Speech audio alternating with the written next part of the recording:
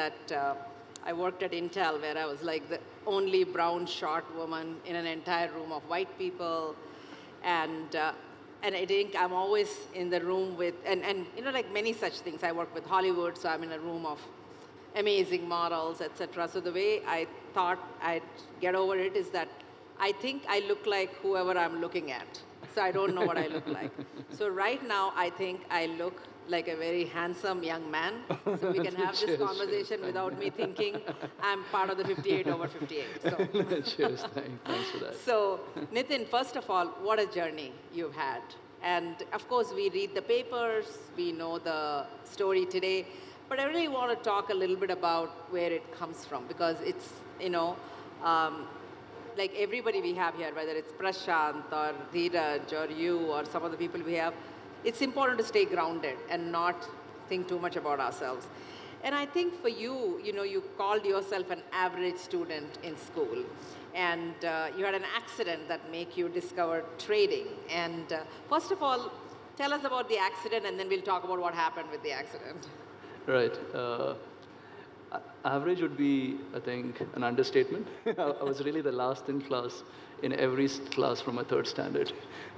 So, so I kind of lived in a Marwadi neighborhood in Bangalore. And so people around me were trading the markets quite early. Marwadi, the kids get into business quite early, etc. So I was 17, this was the late 90s, and I mean, my dad worked in Canara Bank. He took us around the country, and I had a bunch of hobbies. He said he's not going to fund me the hobbies. He said you'll have to figure a way to make the money for it, and that's how I got hooked onto trading. And I think I keep saying this very thin line between passion and foolishness. Yeah. It kind of works out. You're called passionate. So, but it was borderline foolishness as well. To kind of drop out of college and pursue trading as a career. So. Now, you also, you borrow to invest, and you've had some setbacks as well. Right. So tell us about what setbacks you had and how did it give you the momentum to move forward? Yeah, so I think the first big blowout in my life was dot-com bust.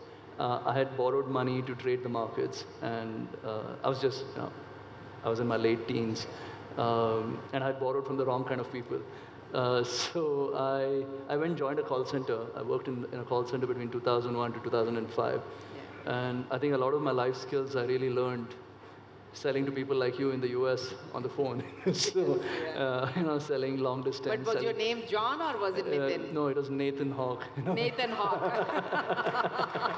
Did you come up with that yourself or did somebody? No, this was Mission Impossible time, right? Right, yeah. So, no, I mean, I couldn't be Ethan Hawke with an Indian accent, so I thought, let me be Nathan Hawk. Can you do an American accent? No, I mean, I'll be embarrassing myself. But I think, so I started with multi-level marketing first. I was one of the first few guys selling Amway in India. And then I joined the call center. So it was really to fund my trading activities. Call center also because I could then trade during daytime and work in the nights. 2005 is I quit my job because an NRI, again from the US, had come to India. He saw my trading account performance, and he gave me some money to manage, and I quit and started a portfolio advisory business. And around 2007, I mean, I think the worst times in my life were really between maybe 99 to 2007. And, because it was so volatile that anything else after that, I don't even feel it anymore. Like, a lot of people ask me, Nithin, hasn't Zerodha given a lot of these, like a roller coaster ride? As in, it has, but it is nothing compared to what I went through in the first 6-7 years. And I think that experience is really what, what has made me more prepared for the volatility of running this business today. Also, I think as a business, I think one of the things I got right was of building a career around something I love to do. And that was, again, accidental, right? It's not like I knew that trading is something I liked, trading in stock markets. So in 2007, what happened was Nikhil joined, my younger brother. He's 7 years younger to me. I had already set very low benchmarks in the house. He dropped off in his 11th standard. So he did it earlier than you. Yeah. So he joined, kind of realized that he's a better trader than I am. I always had this, like the kida of building online communities. So I used to run some of the largest Yahoo Messenger groups, Orkut communities on trading and stock markets. So the plan was, he continues trading, and I'll go try build a broking business. And we didn't have too much money. We went around, borrowed, begged, did whatever, and put enough money to start a business. And then, it's just been so lucky. A lot of times I get asked this question: if you can go back in your life, what can you change? I've done so many mistakes, but I don't want to change any one of them, because any one change would have meant probably me not being here today. It's just so many happenstances and so much luck that's happened in my life, and. But was there a positive, was there a pivot where some right person giving the right amount of resource, was there one space where you can say, that's when it kind of turned for you? I mean, tipping points in my life is in 2005, the NRI gentleman, his name is Prakash. We were in the gym, we were on the treadmill next to each other. He asked me, Nithin, what do you do? And I said, no, I trade and I work in the nights. He said, oh, why don't you show me how you're performing? And he cut me a check of 25 lakh rupees to manage money for him. That was a tipping point. 2000. Does he have any shares in Zerodha? Unfortunately, no. I mean, but so, he should have invested there. Yeah, no, but we are still like really close friends. 2009 is when the idea of Zerodha came by, it was because the stock exchange in India put out a free trading platform. And I used to be very active on these communities, and so someone shared the link to this free trading platform. And that's really when the idea of Zerodha came by, saying if the trading platform is for free, is there a way for you to disrupt the pricing?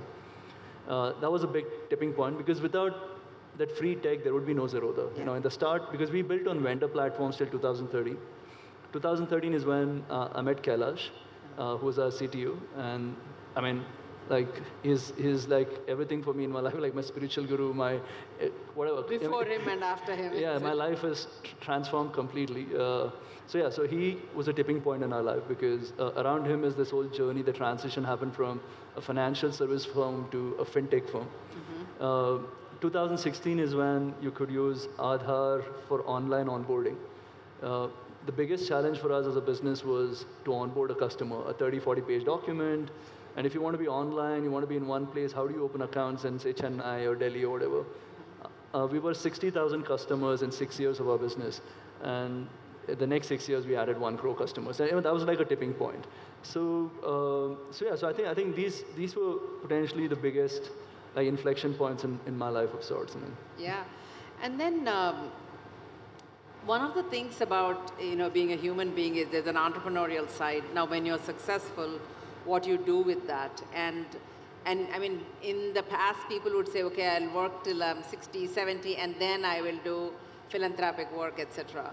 But you guys have decided actually to do Rain Matter while you're still actively running Zerodha. So tell us, how did that start? Right. So Rain Matter as an idea started in 2016. So it was.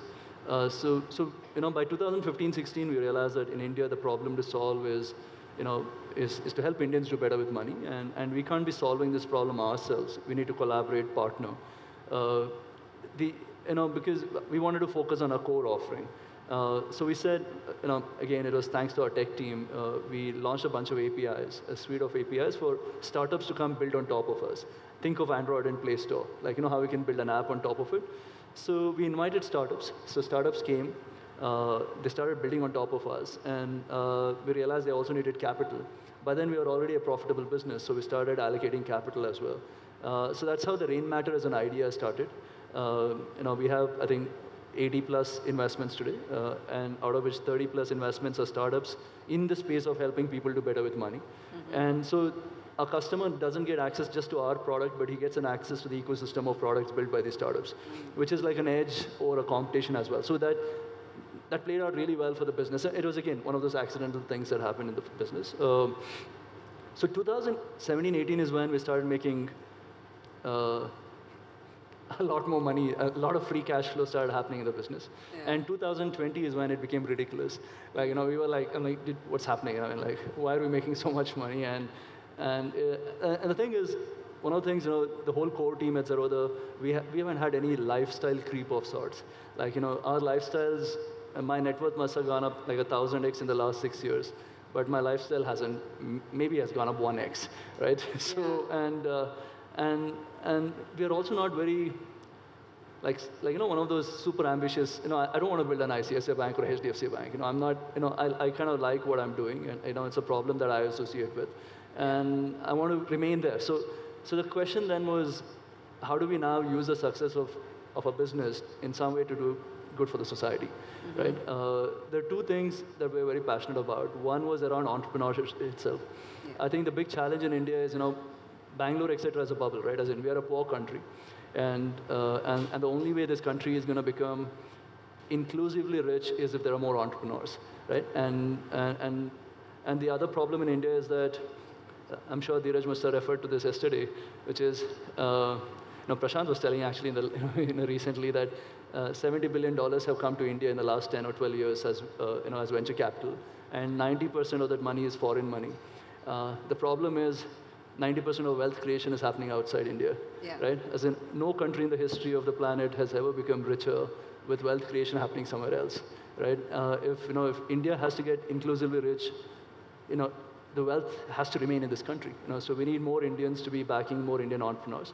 And this is something, even today, this is really what excites us as Zerodha to get up every day, saying that, we need to get Indians to move away from real estate, gold, and start backing entrepreneurs. And as a business, we are in a position to enable this happen. That's how Rain Matter was evolving. But then we also realized along the way that a for-profit space can only solve for certain problems, right? Like how incumbents, why does Zerodha exist? Because some of the incumbent stockbrokers in India didn't evolve with times. The same way, in the social sector, the government is a large organization. It can't really solve for all problems. And you need, agile orgs in the social sector to be attempting some of those problem solving, as in kind of create the proof and then maybe get the government to copy it. And we realized that we need to be supporting that as well. So, this is when Samir is here. So, Samir and us met accidentally again.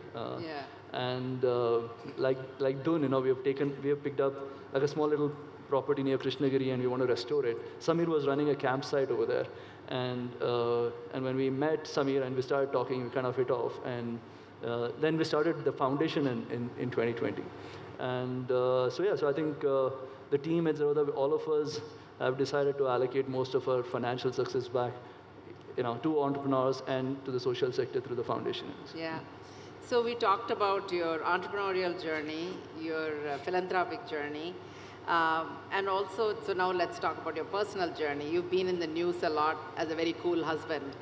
So how long ago did you get married? No, so Seema and I, we met in the call center. So, okay. So this was, this was in 2001, 2002. And, so she had come from a small village to become a cabin crew. And so she did the whole cliche, go to one of those cabin crew training academies, which was like a thing in Bangalore back in the day. So we met in 2001 and 2002. So. And then after you got married, some time ago she was diagnosed with cancer and she was going through that. So tell us a little bit about that journey. You were quite active in those conversations and you even shaved your head, I think. So tell us a little bit about that journey. Shaving my head was the least I could do. So, because Seema and I, we've been together really at, like I said, 2001 to 2007, 8 was really my worst years of my life. And she was around, and she actually ended up going to Singapore Airlines as a cabin crew. She worked there for like 5-6 years. And she decided to stick around. I keep asking why. That's chopping my hair was the least. I think it was, the realization also was how unpredictable this whole life is, as in suddenly one day you get up and, and we're, she's the most health conscious person I know. So it is not like any bad habit, that caused her this, right? As in, she eats good, she sleeps well, she works out, she does everything. And so it was just, it was kind of a realization. I think I've become a lot more health conscious post that, in the sense, I'm trying to think where all in our lives is the carcinogenic substances around and try avoiding as much as possible. but yeah, but it's been experience. But thankfully, yeah, she's bounced back, and Yeah. it's okay now. And I think, today, even earlier, we were talking a lot about how you have to stand by each other in a lot of the journeys, whether you're co-founders or husband and wife or, brother and sister or whatever, because it's not an alone journey. Like you were talking about, your CTO comes and then there's before him and after him. I mean, things change a lot. So you've had success so far. What next for you? I mean, of course, growing the company, making it bigger, it's not like it's over yet. Right. But do you find yourself delegating more? Are you doing new things? I mean, in what way has your life changed, say, in the last year? I mean, I think the last 2-3 years, I mean, I give like 10 to 20% of my time to Rain Matter, and it adds a lot of meaning to the rest of my time in my life, right? The fact that, because otherwise, a question I ask is, what's the point of doing stockbroking anymore, right? Yeah. Because any financial upside isn't really affecting me in any way. And but the fact that I can use that success in some way to help entrepreneurs or help the social sector is very exciting. And also, I think one of the things I'm doing more is just to talk about our story.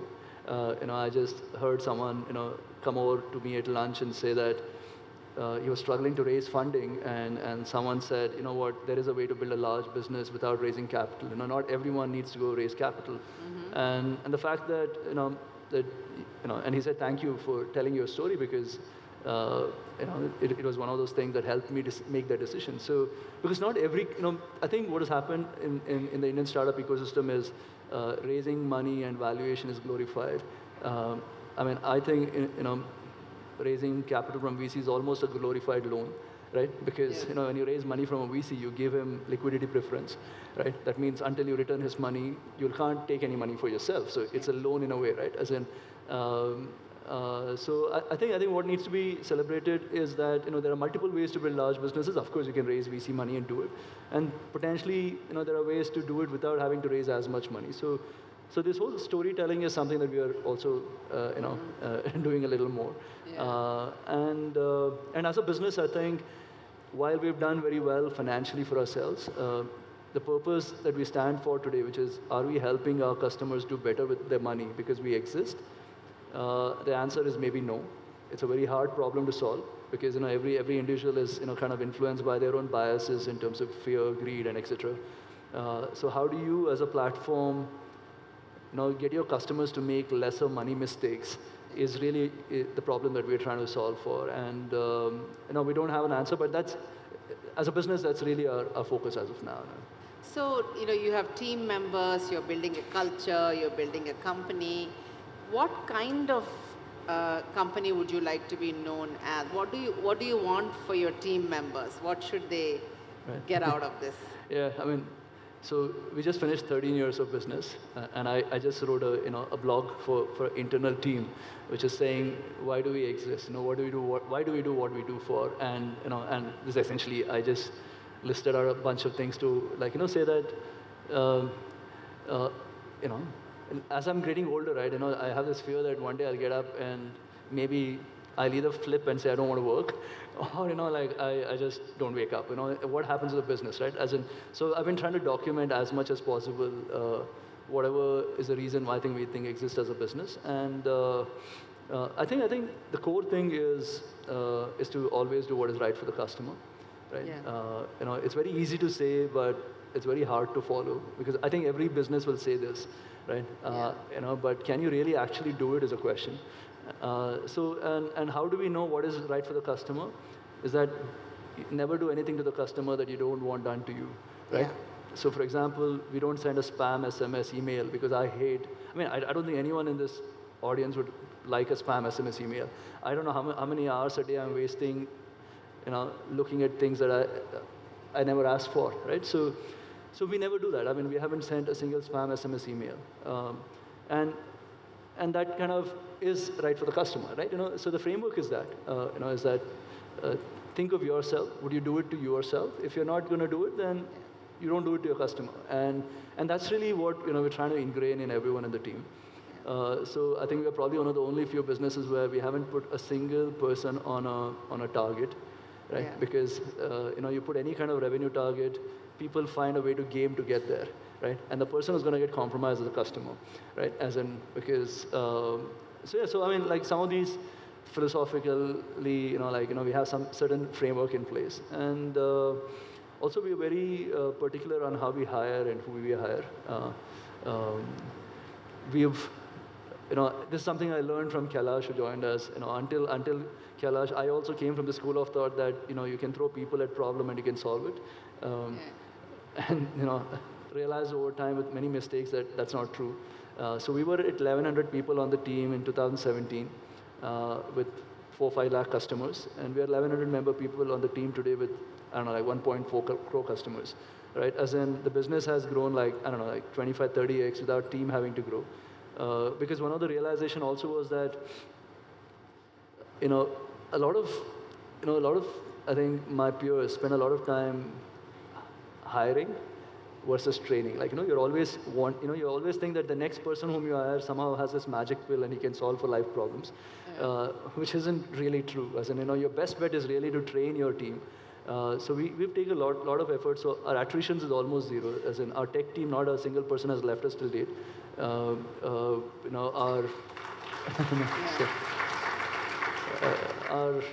Even our core top 100 member team, maybe 3 or 4 people have left us in the last 13 years of the business. So what I've realized is, the sweet spot when people actually start contributing to the business is like between 2 to 2.5 years, because that's when they get the overall context of the business. But 2.5 years is really when people are generally leaving jobs, right? And the fact that, like how money compounds over time, people's skill sets also compounds over time. And you need to just give them the right reasons and create the right kind of environment for them to feel motivated to continue working. And I think, and that's something that we take, a lot of, we think about quite a bit, which is how do we keep people happy, and how do we be transparent, how do you ensure there are no conflicts. And one of the ways for that is to make sure when we're hiring, we hire right. We take a long time to hire anyone. We've hardly hired, we haven't hired a single leader from outside. Every leader is grown from within. As I said, the problem with a strategy like that is it's very hard to scale fast. So one of the limitations with this is I can't tomorrow morning with this philosophy go and build an ICICI or HDFC. Right? It's impossible to do it, and we're okay with it. I don't want to build an ICICI, HDFC. So that's a compromise we made in life.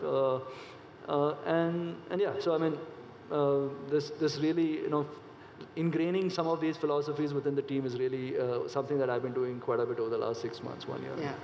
And I think I really want to thank you. I think there's a lot of introspection, retrospection, and also the fact that you are doing the for-profit and the philanthropy at the same time. I think it's very important. We don't have the time to wait till one happens and then start the other. In between all that, you remain a good friend to your friends and stayed very grounded. So wonderful to spend some time with you. Cheers. Thank you. Thanks Thank a you. lot.